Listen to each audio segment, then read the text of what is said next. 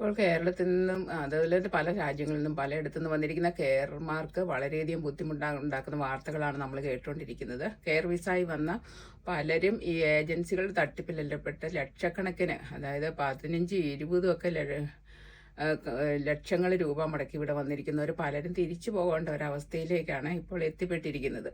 ഇപ്പോൾ ഒരു വാർത്ത വന്നിരിക്കുന്നത് ബ്രിട്ടീഷ് ഐലൻഡായ ഐൽ ഓഫ് വൈറ്റിലെ ഒരു ഏജൻസി വഴി ഒരു വിസ തട്ടിപ്പിൽ പെട്ട്, അതായത് വിസ തട്ടിപ്പ് നടത്തി ലക്ഷക്കണക്കിന് രൂപ ആൾക്കാരിൽ നിന്ന് മേടിച്ച പസഫിക് കെയർ സർവീസ് ലിമിറ്റഡ് എന്ന് പറയുന്ന ഏജൻസി വഴി എത്തിയിരിക്കുന്ന ആൾക്കാർക്കാണ് ഇപ്പോൾ വളരെയധികം ആൾക്കാർക്കാണ് ഇപ്പോൾ നാട്ടിലേക്ക് തിരിച്ചു പോകേണ്ടി വരുന്നത്. കാരണം അവരുടെ വിസ റദ്ദാക്കപ്പെട്ടിരിക്കുകയാണ്. ഇങ്ങനെ പലരും കുറേ നാളുകളായി ഏജൻസികളുടെ തട്ടിപ്പിനെ കുറിച്ച് ഇങ്ങനെ ഇൻഫർമേഷൻ കൊടുക്കുന്നുണ്ടെങ്കിലും വീണ്ടും വീണ്ടും ആൾക്കാർ ഇവരുടെ തട്ടിപ്പിൽ പെട്ടുപോവുകയാണ്. അങ്ങനെ നിരവധി ആളുകളാണ് ഇപ്പോൾ ഇതുപോലെ രൂപ മുടക്കി ഇവിടെ എത്തിയിട്ട് ഇങ്ങനെയുള്ളവരുടെ വിസയൊക്കെ പോയി കഴിയുമ്പോൾ, അതായത് അല്ലെങ്കിൽ കെയർ ഹോമിൻ്റെ വിസയൊക്കെ പോയി കഴിയുമ്പോൾ അവരുടെ ജോലി നഷ്ടപ്പെടുകയാണ്. അവർക്ക് പിന്നെ തിരിച്ചു പോവുകയുള്ളൂ മാർഗം. അല്ലെങ്കിൽ വീണ്ടും മറ്റ് ഏജൻസികളെ കണ്ടുപിടിച്ച് ഇതുപോലെ വീണ്ടും പൈസ കൊടുത്ത് അടുത്ത വിസ മേടിക്കണം. അങ്ങനെയൊക്കെ ചെയ്യാനായിട്ടുള്ള പൈസയ്ക്ക് അവരെവിടെ നിന്ന് പൈസ കണ്ടെത്തുന്നത്. അങ്ങനെ വളരെയധികം കഷ്ടപ്പാടിൻ്റെ പടുകുഴിയിലേക്കാണ്, അതായത് ഇവരുടെ കണ്ണീര് എന്താ ചെയ്യുന്നത്, ഉള്ളത് ഇല്ലാത്തതെല്ലാം വിറ്റ് പെറുക്കി രൂപ കൊടുത്ത് രക്ഷപ്പെടാനുള്ള ഒരാഗ്രഹത്തിൽ എത്തിപ്പെട്ടിരിക്കുന്ന ഇവരുടെ കണ്ണീരിന് ആരാണ് സമാധാനം പറയുന്നത്? ഇങ്ങനെ ഈ നിരപരാധികളായ പാവങ്ങളുടെ ഇവരെയൊക്കെ ഇങ്ങനെ പറഞ്ഞ് പറ്റിച്ചാണ് ഒത്തിരി പേരെ അവിടെ ചെന്ന് കഴിഞ്ഞാൽ വളരെയധികം മോഹന വാഗ്ദാനങ്ങളാണ് ഇവിടെയൊക്കെ എത്തിക്കഴിഞ്ഞാൽ കിട്ടുന്നതെന്നുള്ള രീതിയിൽ വളരെയധികം ബെനിഫിറ്റുകൾ, കാര്യങ്ങൾ, അങ്ങനെയുള്ള നന്നായിട്ട് ജോലി ചെയ്ത് പൈസ ഉണ്ടാക്കുക, അങ്ങനെയുള്ള കാര്യങ്ങളൊക്കെ പറഞ്ഞ് വളരെ മോഹന വാഗ്ദാനങ്ങൾ കൊടുത്താണ് ഈ ആൾക്കാരുടെ നിന്ന് പൈസ മേടിച്ച് അവരെ ഇങ്ങോട്ട് കൊണ്ടുവരുന്നത്. പക്ഷെ പണ്ടത്തേതിലൊക്കെ ഒത്തിരി കാര്യങ്ങൾ ഇവിടെ മാറ്റം വന്നു. ഇവർ പറയുന്ന പോലെയുള്ള കാര്യങ്ങളൊന്നും ഇപ്പോഴും നടക്കുന്നില്ലെന്നുള്ള എല്ലാവരും തിരിച്ചറിയണം. അപ്പോൾ ഇതിപ്പോൾ ഇതിനൊരു ഉദാഹരണമാണ്. ഇപ്പോഴും കെയർമാരെയൊക്കെ കൊണ്ടുവരുന്ന ആൾക്കാർ നാട്ടിലുണ്ടെന്നുള്ളതാണ് പറയുന്നത്. അതായത് സ്റ്റുഡൻസിനെയും കെയർമാരായിട്ടുള്ളവരെയൊക്കെ കൊണ്ടുവരുന്നവരുണ്ട്. അവരൊക്കെ പറയുന്ന കാര്യങ്ങളെല്ലാം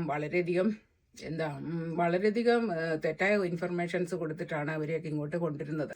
ഇവിടെ ഓരോരുത്തരും വരുമ്പോൾ ഒരു വർക്ക് വിസയിൽ വന്നു കഴിഞ്ഞാൽ അവർക്ക് ആ വർക്ക് വിസയിലാണ് ജോലി ചെയ്യാൻ പറ്റത്തുള്ളൂ. അതിൽ ഇപ്പോൾ സ്കിൽഡ് വർക്കർ വിസയിൽ വന്നിരിക്കുന്നവരാണെങ്കിലും അവർക്ക് വേറൊരു അടുത്ത് ഇവരുടെ ഏത് വർക്ക് വിസയിൽ വന്നോ അവരുടെ എംപ്ലോയറിൻ്റെ അടുത്തുനിന്ന് മാറി 20 മണിക്കൂർ ജോലി ചെയ്യാനുള്ള ഒരു അനുവാദമുണ്ട്. പക്ഷേ ഈ 20 മണിക്കൂർ എന്ന് പറയുന്നതും അത് സ്കിൽഡ് വർക്കർ വിസയിൽ, അതായത് സ്കിൽഡ് ആർക്കായിട്ടുള്ള കാര്യങ്ങൾ മാത്രമേ അവർക്ക് ചെയ്യാൻ പറ്റുള്ളൂ.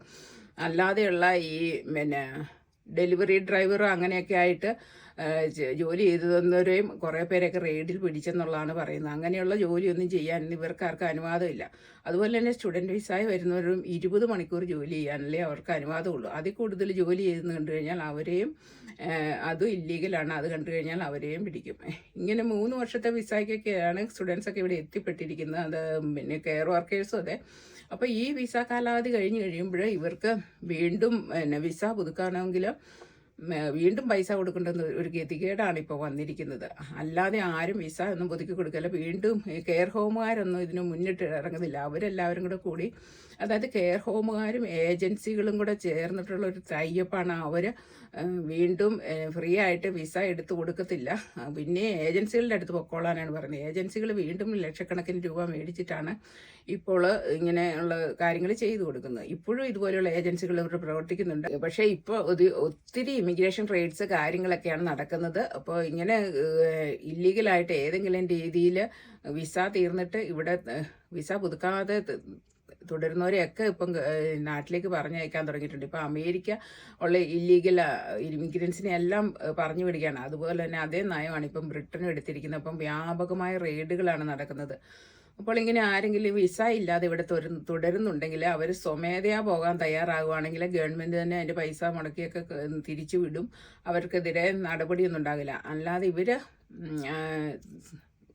നാട് കടത്തുക ചെയ്യുന്നെങ്കിൽ ഒരു പാസ്പോർട്ടിൽ അത് സ്റ്റാമ്പ് പതിപ്പിച്ചേ വിടുള്ളൂ. അങ്ങനെ വരുമ്പം 10 വർഷത്തേക്കിന് പിന്നെ ഒരിടത്തും പോകാൻ പറ്റാതെ വരും ഇവർക്കൊക്കെ. ഇപ്പം നമുക്ക് തന്നെ അറിയാവുന്ന ആൾക്കാരുണ്ട്. ഇവിടെ അവർക്ക് മൊത്തം ഒരു 21 ലക്ഷം രൂപ എങ്ങാണ്ടായെന്ന് പറഞ്ഞു. സ്റ്റുഡൻറ്റ് വിസായി വന്നാണ്, എന്തോ ഫാർമസി എന്തോ പഠിച്ചതായിരുന്നു. ഇങ്ങനെ ഏജൻസികൾ പറഞ്ഞ് പൈസയൊക്കെ മേടിച്ച് ഇവിടെ പഠിക്കാൻ വന്നു കഴിഞ്ഞിട്ട് ആ ഒരു കോഴ്സ് കഴിഞ്ഞപ്പോൾ അതിനുള്ള ജോലിയൊന്നും ഇവിടെ കിട്ടുകയില്ല. അതിനുള്ള ജോലിയും കിട്ടുകയില്ല. അതുപോലെ തന്നെ അതിൻ്റെ തുടർ പഠനത്തിന് ഉള്ള സാധ്യതയില്ല. അങ്ങനെ അവർക്ക് ഈ പോയ പൈസ പോകട്ടെ എന്ന് വെച്ച് തിരിച്ചു പോകേണ്ടി വന്നു. അങ്ങനെ നിരവധി പേർക്കാണ് ഇപ്പോൾ സംഭവിക്കുന്നത്. അപ്പോൾ എല്ലാവരും ഇത് ശ്രദ്ധിക്കണം. ഇപ്പോൾ ഈ സാഹചര്യത്തിൽ ഈ കെയർ വിസ ആണേലും സ്റ്റുഡൻറ്റ് വിസ ആണേലും ആരും അന്യായമായ ഏജൻസികൾക്ക് പൈസ കൊടുത്ത് വരാതിരിക്കുകയാണ് നല്ലത്. ഇപ്പോൾ ഇങ്ങോട്ട് വരുന്നവർ ഡയറക്റ്റായിട്ട് ഇപ്പം നല്ല കോഴ്സിനൊക്കെ പഠിക്കാൻ വേണ്ടിയിട്ട് മാത്രം വരുന്നവരാണെങ്കിൽ അവർക്ക് ഡയറക്റ്റായിട്ട് അപ്ലൈ ചെയ്താൽ കിട്ടും. അങ്ങനെ വരിക. അല്ലാതെയുള്ള ഈ ഏജൻസിക്ക് പൈസ കൊടുത്തിട്ടുള്ള പരിപാടി എല്ലാവരും അവസാനിപ്പിക്കണം. ഇതുപോലെ പൈസ ആൾക്കാരിൽ നിന്ന് മേടിച്ചിട്ട് ഏജൻസികളൊക്കെ ഇങ്ങനെ അവർ ഭയങ്കരമായ ആർഭാട ജീവിതം നയിക്കുകയാണ്. അവർ സമൂഹത്തിൽ വലിയൊരു ഇവർക്കെതിരെ ശബ്ദിക്കാൻ ആൾക്കാരോ മലയാളി സംഘടനകളോ പോലും തയ്യാറാകുന്നില്ലെന്നുള്ളതാണ് ഒരു പരമമായ സത്യം.